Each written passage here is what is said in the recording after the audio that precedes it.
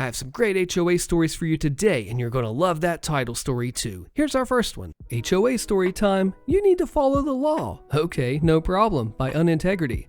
I live in an apartment block in Europe with about 100 apartments in total. Every year, we have an election for what could be compared to an American HOA, where we elect a president and a couple of board members to manage the general expenses and the daily maintenance tasks, like fixing the garage port, cleaning the common areas, security cameras, and so on. While we do have a rule book of sorts, nobody in the board has ever been too bothered by neighbors going their own way, as long as there's no complaints.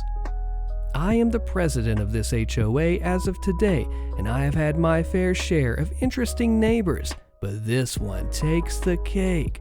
He bought a fancy Tesla, which he made an effort to flash around the neighbors, kinda condescending on how useless old cars are, how we live in the past. Thing is, we don't have a charging station in the garage, so he has to go to the gas station to fill up the battery. There was no charger when he came in, so that shouldn't come as a surprise here.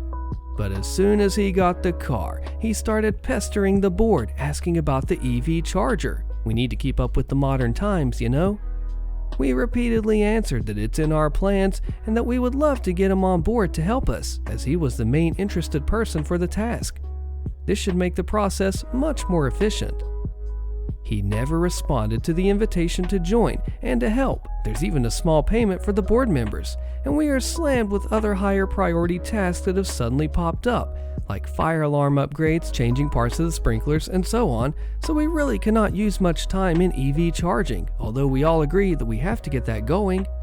Suddenly, I got a phone call from an electrician reading from the law that we cannot deny an EV charger in the garage and that he would come the following week at our earliest convenience. I just asked him for some time to read the law and make sure that we were on the same page, and in the conversation, he slipped the name of the person who had ordered the charger. To no surprise, it was a Tesla man. There are others with EVs in the garage, and we have a fluent communication with them about this matter. They prefer to wait and then work on the case, which is fine by me. So I reread all the laws and our internal regulations to make sure that we were following everything to the letter.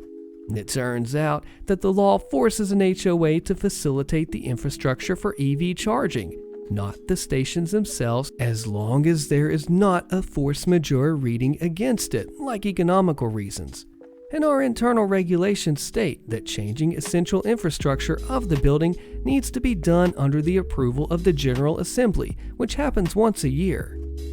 I talked to our finance manager, and he argued strongly against such an expense without getting a loan to partially finance it, as it would destabilize the economy of the community.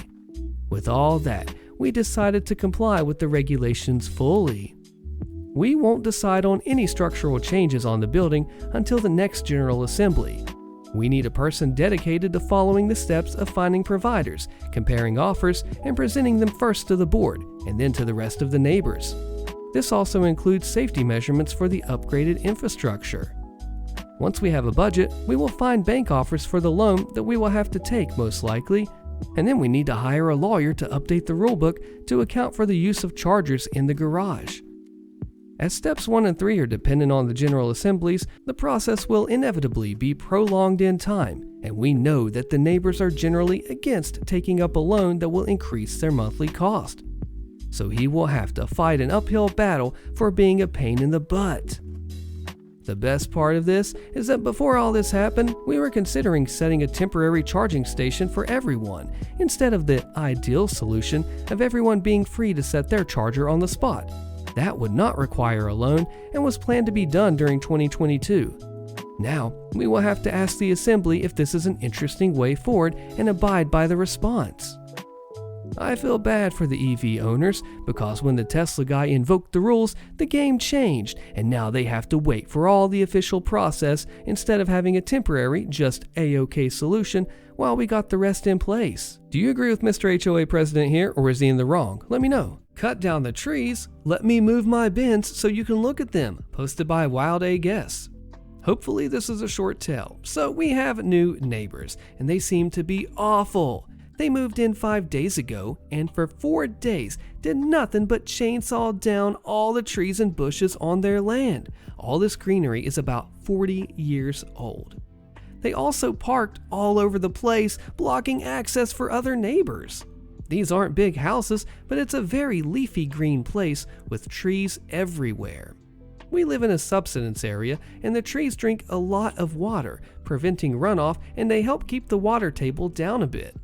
I know this because a few years ago, their house developed a large crack due to subsidence, and I spent a lot of time talking to the previous owners about it. Turns out, there are French drains under most of the houses here to manage the water. So, I went and I introduced myself very politely and explained the drainage and subsidence problem and asked them to leave up the trees at the front that divide our houses. Not only do they help with the drainage, but they give a nice privacy barrier. I can't see them and they can't see me. I come home later in the day and they've cut the lot down and there's just bare earth and a huge hole in the greenery. The petty revenge. Yesterday, my wife comes in with a huge smile on her face and she's moved the bins up to where the hole is, but still on our path. They could be looking at trees and bushes, but now they get a glorious view of my recycling, waste, and garden bins from their front door and living room window.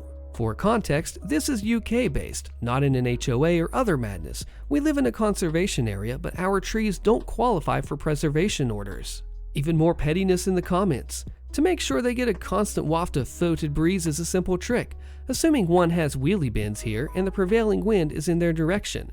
Grab yourself a clothes peg, remove the spring, paint the jerk as close to the color of the bin, and slide it under the lid enough to get enough of a gap but still look closed from a distance. That is quality pettiness. Honestly, these neighbors probably won't care if they're that kind of person, but you know what? It feels good to be able to get back at them that way. Funny job, OP and wife. Can't remove the charge? Well, I'll just use it then. Posted by eGrant03. In the early 2000s, when I first moved out on my own, I rented from a complex that charged you for assigned parking. It was an upcharge of $25 a month. If you didn't get assigned parking, you would have to fight for a space on the street. My apartment was in the back of the complex, and I was getting over a recent knee and ankle injury, so I opted for paid parking that was relatively close to my front door. My car was a junker, 3 years older than I am, but it ran semi-okay, and the heater worked. As a newly minted adult, well, I was happy to have it. About 3 months into my lease, my car went to the great scrap heap in the sky.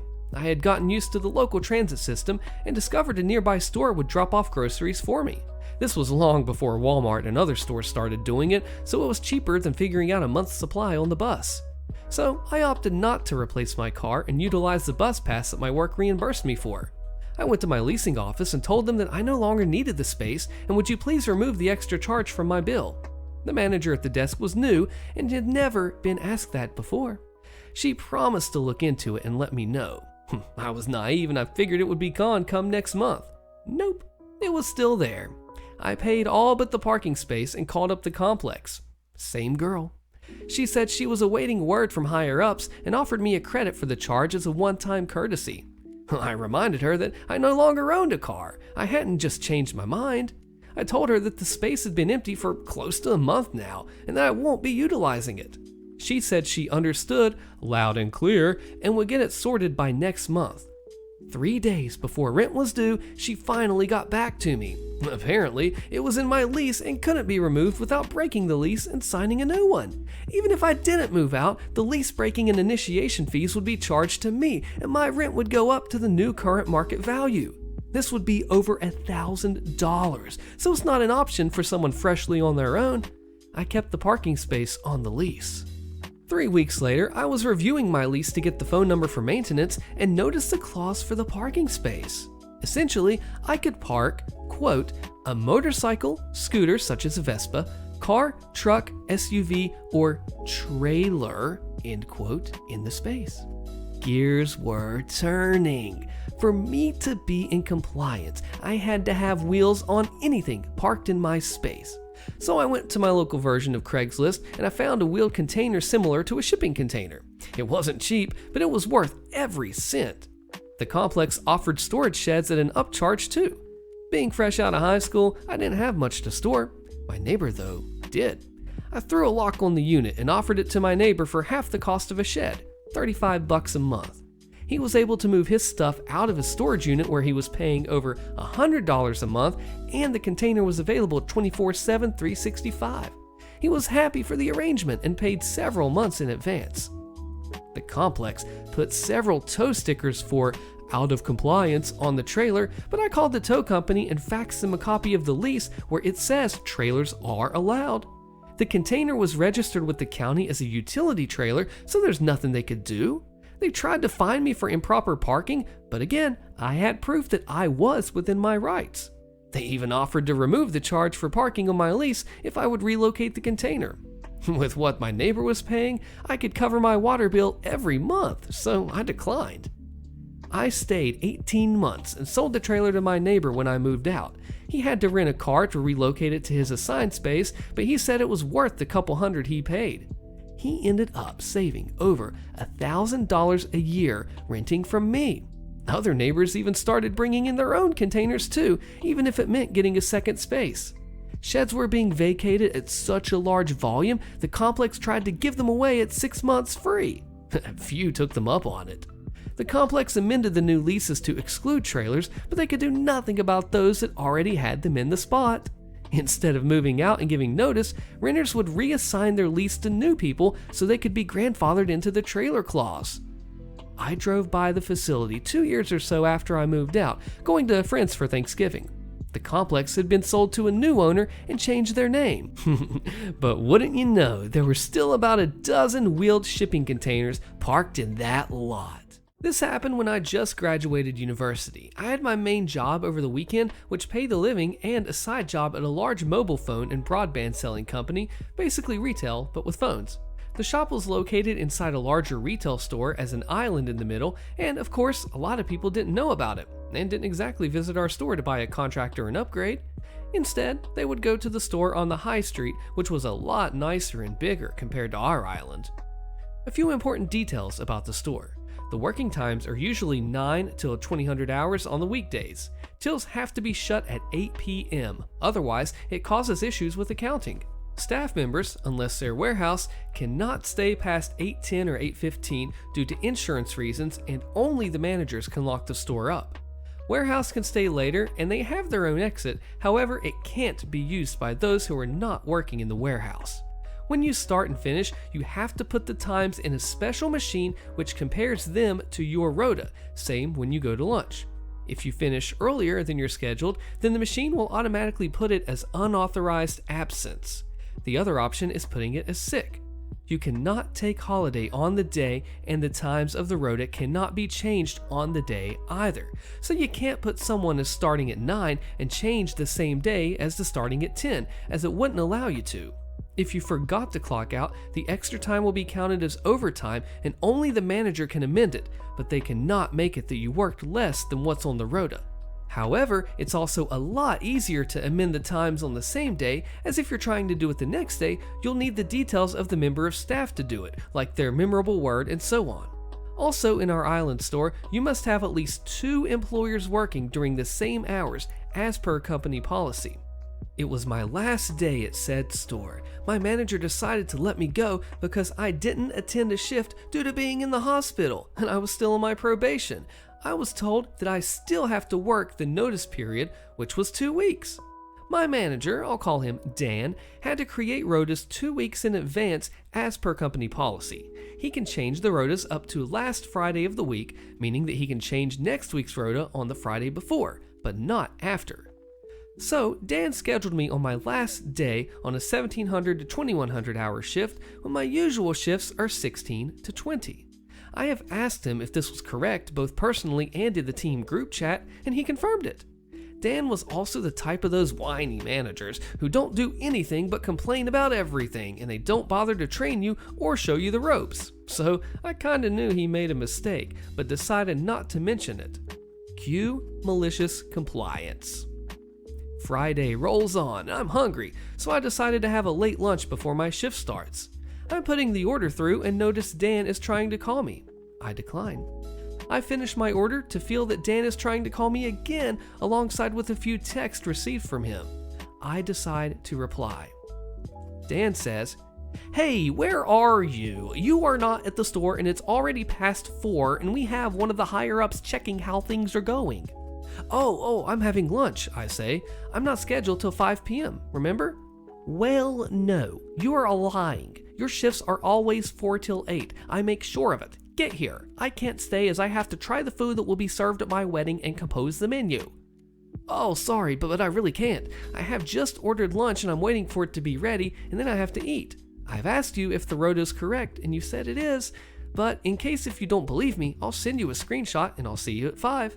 I did send him a screenshot where I've questioned my times and he confirmed that they are correct. I haven't heard from him till I got back to the store. At the store, I see Dan talking to the higher up person. Dan notices me first, waves me over as soon as I sign in, and says he really needs to be somewhere else. He just needs to get to his office and get his coat. I nod and have a small talk with the higher up. Higher up says, "Oh, it was so nice of Dan to cover the start of your shift as you were having a family emergency. He's such a good and caring manager." Family emergency? Not sure what you're on about, but my shift has just started as per rota. The higher up is confused. He asks to see the rota, so I gladly show him the pictures Dan has posted on the group chat. Then higher up turns to me and another member of staff and asks if one of us is a team leader, and if not, when did we start? After finding out we're not team leaders and have started less than 12 weeks ago, the higher up gets visibly angry. He stops Dan as he was on his way to leave and tells him he cannot leave the premises as it is against the company's policy to leave employees who haven't been with the company for 12 weeks unattended or to close up, so he must stay. Otherwise, the company insurance is not valid and there will be a hefty fine. Dan has no option but to stay, meaning he was missing the food tasting. He wanted to call his fiancée, however, the higher up has reminded him no phones during the shift and while on the store floor. So Dan couldn't even let him know who was texting him non-stop. While higher up was there and while Dan was forced to do his job, I had a few more conversations with him and brought up all the things Dan failed to provide us for training on, and alongside with the lack of support in any progression meetings. So by 8 o'clock, higher up was ticked with Dan and was organizing a meeting with him and extra training for him, which I don't think was paid, as Dan had to do it outside of work hours. He was also put on a close monitor for at least a month. As everyone was leaving at 8 p.m., I was slowly getting ready. Dan had tried to hurry me up, but I was mainly ignoring him. "The store needs to be closed before 8:10, hurry up." "Oh, but you scheduled me till 9 p.m. today. I can't leave before that as the system won't allow me to clock out." "Well, you must leave as insurance does not cover us against theft or damage if there's someone else in the store after 8 p.m. We have to put the alarms on too." "Sorry, but I really don't want to miss out on any money. You schedule me till 9, so I'll work till 9. "What are you going to do? You need to leave." "I can clean the display models and the island does look like it needs to be vacuumed." The higher up was having the best time in the world. He was still there enjoying the show since he saw that Dan put me till 9 p.m. At some point, he gets tired of our back and forth and told Dan to cover me till 9 p.m. and stay in the store, and then change the hours in the system that I finished at 9 and I can go home. Dan has tried to argue, but the higher up has pointed out that it was his mistake, and if something happens in the store, he will be the one responsible, as he should have checked the rotas beforehand. Dan has no choice but to follow the orders. From what I've heard, he left around 10 p.m. that day as the system wouldn't allow him to log in. His fiancée also left him a few years later. I don't know the reason why, but she took the house and the dog and saved money since she never married him. I've heard that Dan works as a personal growth coach, but he's not very successful at it either. Sued my HOA. My lawyers destroyed HOA Karen in court. Click the video on your screen so you find out how, and I'll see you there.